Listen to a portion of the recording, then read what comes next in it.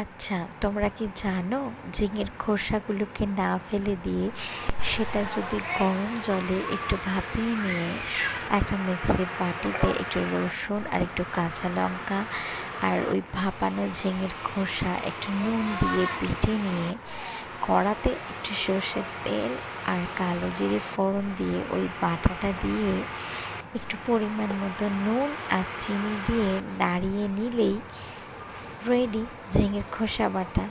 না জানা থাকলে জেনে নাও, আমারও জানা ছিল না। আমি জেনেছি, করেছি, খেয়েছি, ভালো লেগেছে, তাই তোমাদেরও জানালাম। আমি হলপ করে বলতে পারি তোমাদেরও ভালো লাগবে এই পদটা।